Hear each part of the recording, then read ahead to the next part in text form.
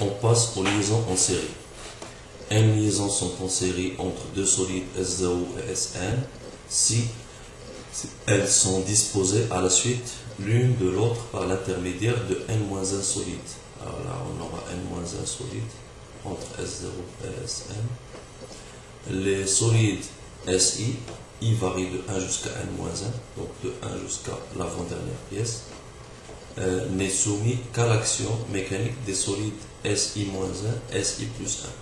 Exemple, si vous prenez par exemple le solide S2, il n'est soumis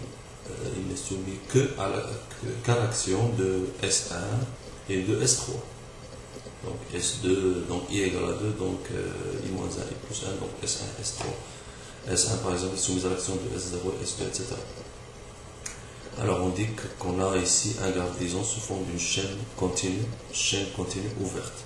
Alors l'objectif est le suivant, remplacer les N liaisons de 1 jusqu'à N par une seule liaison équivalente qui, comme toujours, doit autoriser tous les mouvements autorisés par les différentes liaisons et transmettre tous les efforts transmis par les différentes liaisons L1 jusqu'à L1. Donc, on va commencer par la méthode statique, approche statique, donc torseur d'action mécanique de la liaison équivalente. Tout d'abord, on va supposer qu'il existe un torseur taux 0,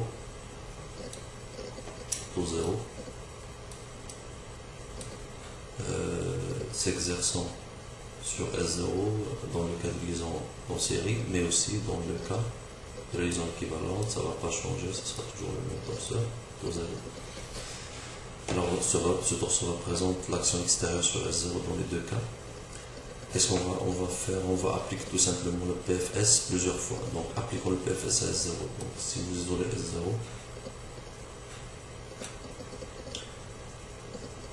alors S0 est soumise à l'action de taux 0 et du torseur de S1 sur S0.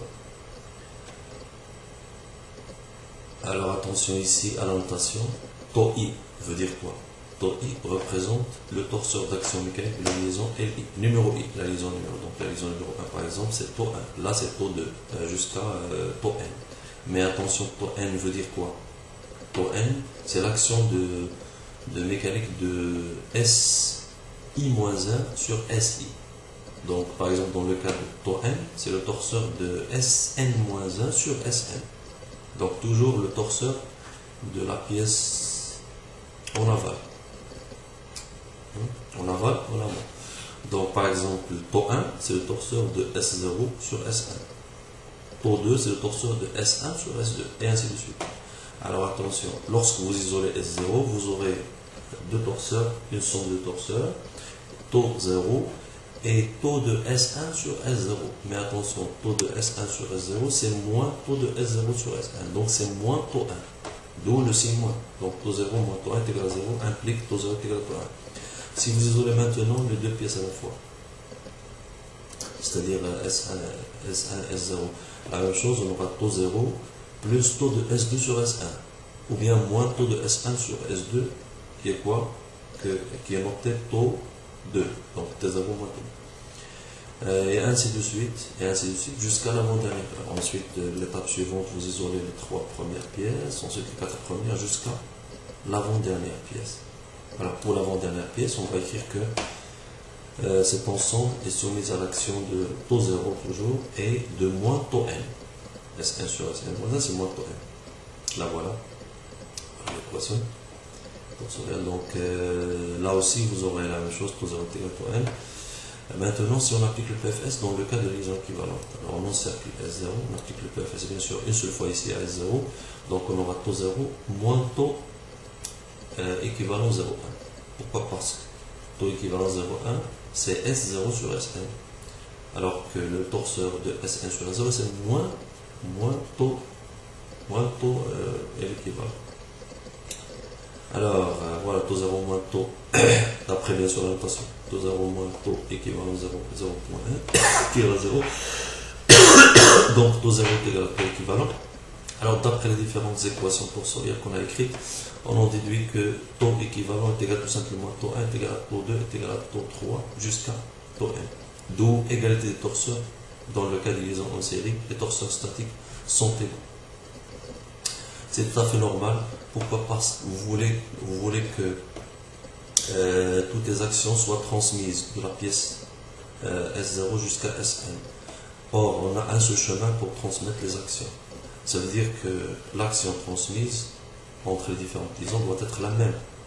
Donc c'est la même action à travers toutes les liaisons. Si vous poussez par exemple, vous exercez une force suivant X sur S1, alors puisqu'on a une chaîne ouverte, alors cette poussée sera transmise à travers toute liaison vers la dernière pièce. Et ce sera la même poussée.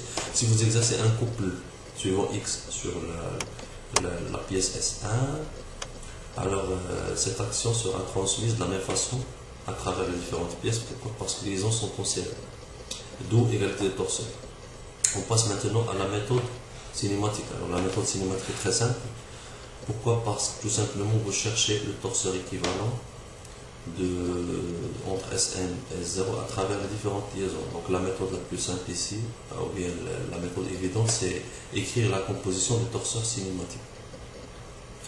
Donc VI de SI par rapport à SI-1 représente le torseur cinématique de liaison numéro I. De SI par rapport à SI-1. Attention encore à la notation. I veut dire le torseur, VI veut dire le torseur cinématique de SI sur SI-1. Donc le torseur équivalent de Sn sur S0 représente le torseur cinématique de liaison équivalente de Sn par rapport à S0, qu'on peut écrire en utilisant la composition. Donc c'est Sn sur Sn-1, Sn-1, Sn-2, Sn-2, Sn-3 jusqu'à S1 sur S0. Alors si on utilise cette notation, par quoi on va remplacer Sn sur Sn-1? On va le remplacer par V1, par Vn. Ça c'est Vn-1, Vn-2 jusqu'à V1. Alors tout simplement, on aura ici égal à V1 plus V2 jusqu'à Vn. V1, V2, V3 jusqu'à Vn, d'où le torseur équivalent, tout simplement, c'est sigma 2 égale 1 jusqu'à n de Vi. Ensuite, on passe aux exercices.